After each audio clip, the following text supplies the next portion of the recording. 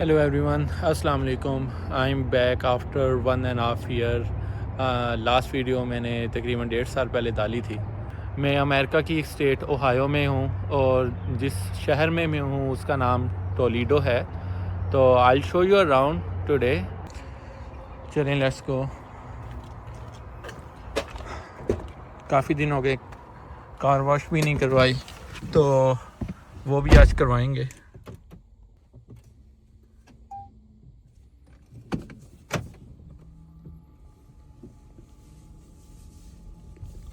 America में drive करना और पाकिस्तान में ड्राइव करने में बहुत फ़र्क है। मैं लास्ट वीक पाकिस्तान से वापस आया हूँ और अमेरिका में ड्राइव करने के बाद जब मैं पाकिस्तान गया तो लाहौर से मोटरवे पे तो इतना मुझे इशू नहीं हुआ, बिकॉज़ वहाँ आपने अपनी एक लेन में चलानी होती है। पर जैसे ही मोटरवे से मैं उतरा हूँ तो सबसे पहले लेफ़्ट राइट का तो डिफरेंस था, बट इशू इज़ के वहाँ पे आप स्पीड में नहीं चला सकते। साइड से कोई भी अचानक से आ जाता है, चाहे वो बाइक हो, रिक्शा हो, तो उनका भी ख्याल रखना पड़ता है। तो थोड़ा ज़्यादा डिफ़िकल्ट होता है। बाकी जो पाकिस्तान में चलाते हैं उनको अमेरिका के शुरू में डिफरेंट लगता है, क्योंकि जब मैं पहले शुरू में अमेरिका आया था तो मुझे काफ़ी ड्राइविंग में डर इस वजह से लगता था कि रूल्स रेगुलेशन नहीं बताते। यहाँ लोग गाड़ी स्लो नहीं करते। अगर आप कोई भी रॉन्ग टर्न ले रहे हैं या कुछ भी मतलब आपने गलती की तो पीछे से वो आके आपको गाड़ी में हिट कर देगा, क्योंकि यहाँ पे इनका कॉन्सेप्ट नहीं है कि हमने किसी के लिए ब्रेक करनी है। अगर वो रूल्स फॉलो कर रहे हैं तो आपके लिए रुकेंगे नहीं। जैसे कि अब मैं अपनी लेन में ये चला रहा हूँ और आई थिंक ये जो रोड है ये इस पे speed limit 40 miles per hour है, जो किलोमीटर में 65 किलोमीटर पर आवर बनती है। शहर की एक आम सी सड़क है, सिंगल रोड है तो वन वे, बट आप यहाँ देखें कि स्पीड लिमिट पाकिस्तानी हिसाब से 65 किलोमीटर है। तो जो स्पीड है वो काफ़ी तेज़ होती है यहाँ पे नॉर्मली, और लोग आपके लिए रुकते नहीं। अगर आपने कोई गलती की तो पीछे से आपको हिट करेंगे। तो जब आपको यहाँ पे एक्सपीरियंस हो जाए तो पाकिस्तान में मुश्किल होता है, पाकिस्तान में आप चला रहे हो तो यहाँ के शुरू में मुश्किल होता है, बट इन लॉन्ग रन यहाँ पे थोड़ा काफ़ी ईजी है ड्राइव करना। हाईवे पे गाड़ी लेके जाने से पहले हम यहाँ पे कार वॉश करवाएंगे, उसका भी मैं आपको सीन चेक करवाता हूँ कि कार वॉश का यहाँ पे क्या सीन होता है। मंथली सब्सक्रिप्शंस होती हैं, आपने वंस मंथ पे करना है और अनलिमिटेड कार वॉश करवा सकते हैं। रेट्स में आपको जाके चेक करवाऊँगा। तो ये हम कार वॉश आ गए हैं, कार वॉश सेंटर यहाँ पे जो है। और मैंने भी ये मंथली सब्सक्रिप्शन ली हुई है। इसकी रेट्स अगर यहाँ पे मुझे नज़र आए तो मैं आपको चेक करवाऊँगा। और वो देखें वहाँ पे रेट्स हैं कि $20 पर वॉश, 35 पर मंथ, और डिफरेंट इसके पैकेजेस हैं। तो जैसे सबसे जो सस्ता पैकेज है वो है $22 पर मंथ में। उसमें अनलिमिटेड कार वॉश है, चाहे आप दिन में 10 दफ़ा करवाएं तो, और महीने में जितनी करवाएं आपको $22 पे करने पड़ेंगे। और अगर वो आप सिंगल वॉश लेते हैं तो वो $10 की पड़ेगी एक सिंगल वॉश। तो ऑब्वियसली मंथली सब्सक्रिप्शन लेना ही इकोनॉमिकल पड़ता है। 2 से 3 मिनट लगेंगे। अभी हम इसके अंदर से, टनल के अंदर से जाएंगे तो आपको रियलाइज़ होगा कि हमें इतना टाइम नहीं लगेगा। पूरी कार वॉश में 5 मिनट भी नहीं लगते। और दूसरी तरफ से आप निकल आते हैं, फिर आपके पास वैक्यूम्स के ऑप्शन होता है, गाड़ी को अंदर से वैक्यूम कर लें, क्लीन कर लें, और नहीं तो बाहर से कार वॉश होगी तो आप चले जाएं। तो इसने हमें अभी बुला लिया है, तो ये हम ट्रैक पे चले गए हैं और गाड़ी को न्यूट्रल कर दिया है और स्टीयरिंग से अपना हाथ साइड पे कर लिया है।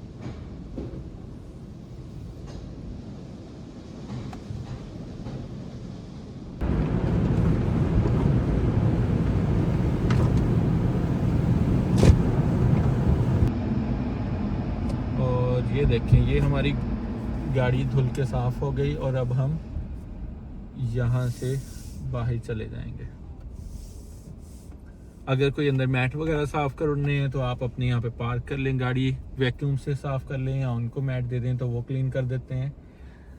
लेकिन इस सब चीज़ में ज़्यादा से ज़्यादा जो आपका टाइम लगता है वो कुछ मिनट्स लगते हैं, इससे ज़्यादा नहीं।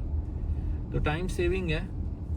एक चीज़ मैंने जो अमेरिका में नोटिस की है, यहाँ लोग अपनी गाड़ी को खुद साफ़ नहीं करते, कपड़ा नहीं मारते, जो बहुत कॉमन है हमारे कंट्रीज़ में। हम अपनी गाड़ियाँ वहाँ पे खुद साफ़ करते हैं, स्पेशली सुबह। मिट्टी भी ज़्यादा होती है, यहाँ कम इतनी मिट्टी नहीं होती, बट ये खुद गाड़ी को सुबह कपड़ा मारना या गाड़ी को धोने का कॉन्सेप्ट यहाँ पे नहीं है। ये हमारे सामने मर्सिडीज़ है AMG GTR, very beautiful car. एक चीज़ जो यहाँ पे मुझे बहुत अच्छी लगती है कि एक ही शहर के मुख्तलिफ हिस्सों से आप मेन जो हाईवे है उसको ज्वाइन कर सकते हैं। अभी पहले कॉफ़ी पकड़ते हैं यहाँ से। यूजुअली मैं सिर्फ डंकिन और स्टारबक्स की कॉफ़ी प्रेफर।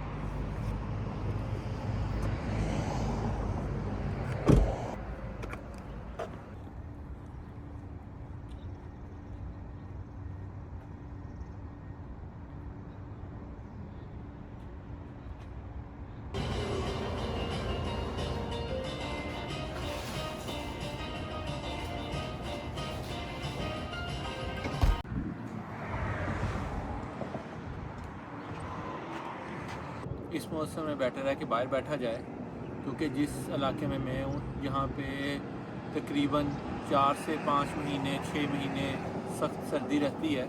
4 महीने तो बर्फ़बारी रहती है, नवंबर से लेकर अगर आप कहें कि मार्च तक यहाँ पे बर्फ़बारी रहती है। और अभी ये समर्स जैसे स्टार्ट हुए हैं, माहौल बहुत अच्छा है। अभी भी तकरीबन आप देखें कि टेम्परेचर 20 डिग्री होगा। अब वापसी की तरफ चलते हैं। तो जाने से पहले मैं अपनी गाड़ी के बारे में बता दूं, ये टोयोटा कैमरी है, one of the most selling car in US। Sedan में आई थिंक मोस्ट सेलिंग है। यूजुअली अमेरिकन जो हैं वो SUVs को, जीप्स को प्रेफर करते हैं, लेकिन सीडान कार में ये आई थिंक सबसे ज़्यादा सेल होने वाली गाड़ी है। मैंने लास्ट ईयर ये ली थी, अभी तकरीबन 10 महीने हुए हैं इसको। इसको मैं 10,521 माइल्स चला चुका हूँ। तकरीबन किलोमीटर में कह रहे हैं 17,000 किलोमीटर हो चुका होगा। जैसे कि अगर आप यहाँ पे देखें तो डुअल जोन क्लाइमेट कंट्रोल है, हीटेड सीट्स हैं, दोनों फ्रंट सीट्स जो हैं हीटेड हैं। उसके अलावा जो है वायरलेस चार्जिंग है इसमें, और चार्जिंग पोर्ट्स यहाँ पे एक्स्ट्रा भी दी हुई हैं। 8 स्पीड ऑटोमेटिक ड्राइव है। 3 इसमें मोड्स हैं, स्पोर्ट्स, नॉर्मल, इको हो गया। इसके अलावा जो है EV मोड अलग से है, अडाप्टिव क्रूज़ कंट्रोल है। तो आई थिंक बेसिक फीचर्स तो इसमें सब है। सनरूफ भी है। और यूजुअली अमेरिका में या जितने डेवलप कंट्रीज़ हैं वहाँ इसको एज ए लग्जरी कार तो कंसिडर नहीं करेंगे। इसको नॉर्मल एक बजट कार कह लें, या जो आप कह लें कि हाई एंड बजट कार इसको कह सकते हैं। बट हाँ, पाकिस्तानी हिसाब से तो ऑब्वियसली ये एक लग्जरी कार है। पाकिस्तान में तो ये इतने फीचर अगर किसी गाड़ी में हों तो उसको वो लग्जरी ही कंसिडर करेंगे। लेकिन अमेरिका में ये, क्योंकि गाड़ियाँ लेना यहाँ पे बहुत सस्ती हैं। एक चीज़ जो मेरी गाड़ी में बहुत अच्छी है, और मैं टोयोटा कैमरी में जो नंबर 1 फीचर कह लें, जो considering high and budget car आप देखें तो इसकी फ्यूल इकोनॉमी बहुत अच्छी है। कैमरी अब सिर्फ हाइब्रिड में आती है। जो नॉर्मल इंजन जो पेट्रोल पे चलने वाली थी विदाउट इलेक्ट्रिक, वो ऑप्शन आई थिंक 2023 से के बाद नहीं आया। 2023 से पहले का जो मॉडल था वो सिंपल इंजन में आता था, बट जो पेट्रोल इंजन में, बट उसके बाद 23 के बाद जो मॉडल चेंज हुआ, आई थिंक 24 में जो फेस लिफ्ट हुआ उसमें सिर्फ हाइब्रिड आती हैं गाड़ियाँ, कैमरी। तो ये मुझे जो फ्यूल इकोनॉमी इसकी ये है कि 40 to 50 माइल्स पर गैलन, और जो अगर मैं बिल्कुल अच्छे तरीके से चलाऊं, ज़्यादा तेज़ ना चलाऊं, स्पीड लिमिट में चलाऊं, तो आई थिंक 50 के अराउंड मुझे 50 माइल्स पर गैलन देती हैं। ये अमेरिका के हिसाब से। पाकिस्तान के हिसाब से अगर आप देखा जाए तो 21-22 किलोमीटर पर लीटर की इकोनॉमी देती है, जो आई थिंक पाकिस्तान में ऑल्टो से भी बेहतर है। तो ये चीज़ मुझे बहुत अच्छी लगती है इस गाड़ी में। नंबर 1 फीचर जो मैं इसको काउंट करूँगा। बाकी यूजली अमेरिका में गाड़ियाँ लेना कोई इतनी आप कहें कि मुश्किल चीज़ नहीं है। इवन लग्जरी कार्स भी, अगर आपने कोई मर्सिडीज़, BMW या इस रेंज की कोई भी गाड़ी लेनी हो तो आपको इजीली इंस्टॉलमेंट में मिल जाती हैं।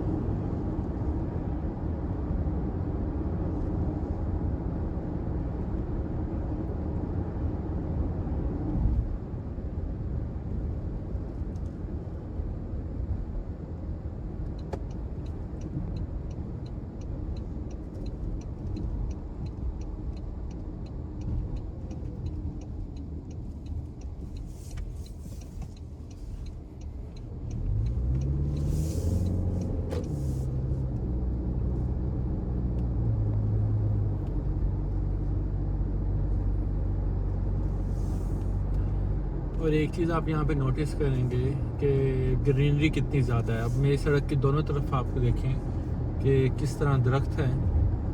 और यूजली ये अमेरिका के किसी शहर में चले जाएं या सबब में चले जाएं तो आपको ये चीज़ें मिलेंगी।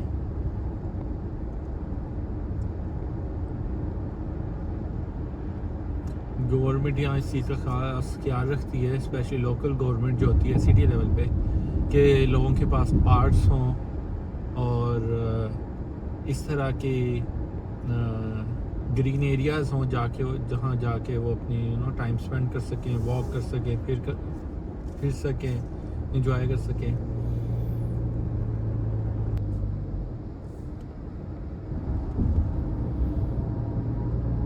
बाकी आप ट्रैफिक का फ्लो तो आपके सामने है कि सीधे सीधे चलना है, सिर्फ ट्रैफिक लाइट्स पे रोकना है, बाकी कोई मसला नहीं है।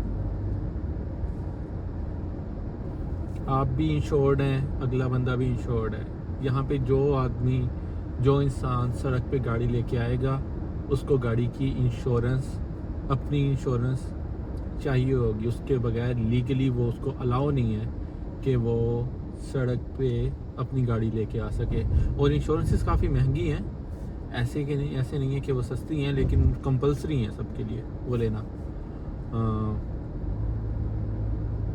हाँ, अगर आपकी ड्राइविंग अच्छी है और आपका कोई एक्सीडेंट नहीं हुआ, आपको कोई टिकट्स नहीं मिली, कोई पुलिस ने आपको चालान वगैरह जो होता है वो आपको नहीं किया, तो यूजली आपकी इंश्योरेंस कम हो जाती है विद टाइम। जैसे कि लास्ट ईयर जब मैंने सबसे पहले इंश्योरेंस ली थी तो मुझे वो बहुत ज़्यादा प्राइस पे मिली थी, क्योंकि मेरा उस वक्त इंटरनेशनल ड्राइविंग लाइसेंस था पाकिस्तान का। तो उसके बाद फिर मैंने यहाँ ओहायो का जब लाइसेंस लिया, अपना टेस्ट वगैरह यहाँ पे ड्राइविंग टेस्ट क्लियर करके, तो इंश्योरेंस मेरी काफ़ी कम हो गई।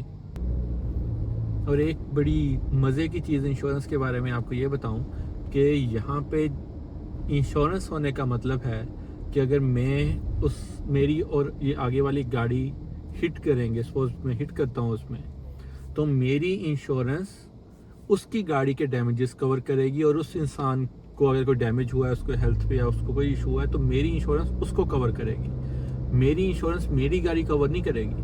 और वो जो आदमी है उसकी जो इंश्योरेंस है वो मेरी गाड़ी वो मेरी गाड़ी को ठीक करवाएंगे। तो ये उलट चीज़ है, ये बड़ा कंफ्यूजिंग है। अगर आप पाकिस्तान में, तो आजकल पाकिस्तान में भी इंश्योरेंस वगैरह गाड़ी की लोग लेते हैं, स्पेशली न्यू कार्स की, जो कि होनी भी चाहिए।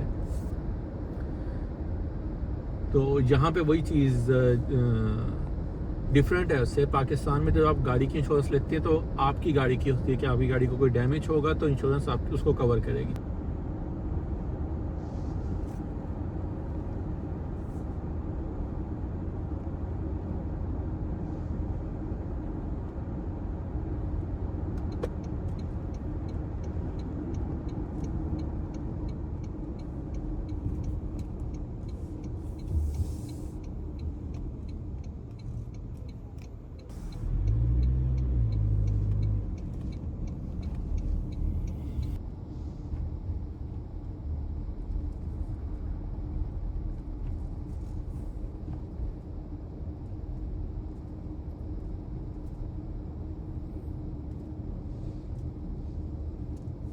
यहाँ भी कुछ गाड़ियाँ खड़ी हैं और आई थिंक लोग वहाँ पे शेड के नीचे बैठे हुए हैं। हम एंड तक लेके जाएंगे।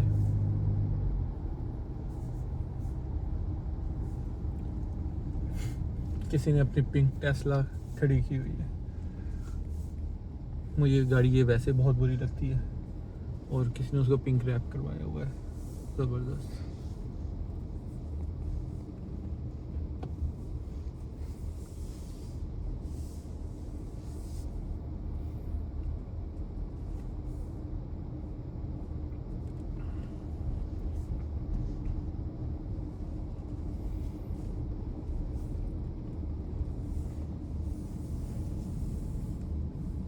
मैं जब भी यहाँ पे आता हूँ मेरा एक ही स्पॉट है, मैं यहाँ ही गाड़ी खड़ी करता हूँ।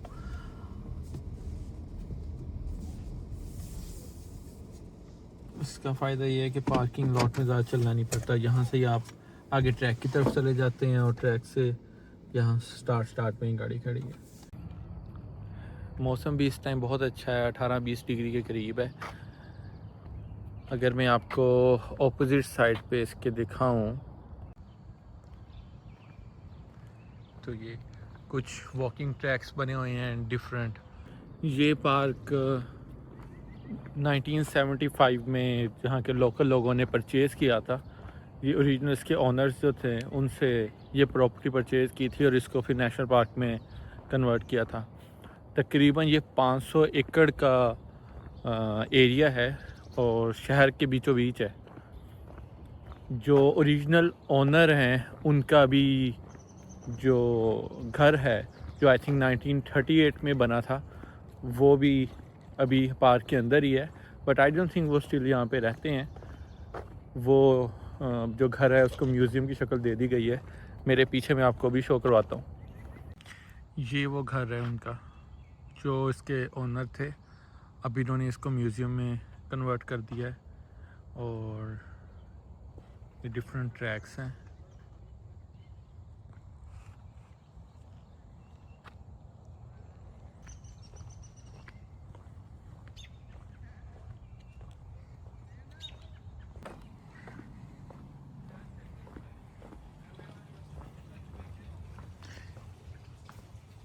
ये जो उनका घर था ये उसका बैकयार्ड है। बहुत प्यारा इन्होंने यहाँ पे पार्क बनाया हुआ है बैठने के लिए।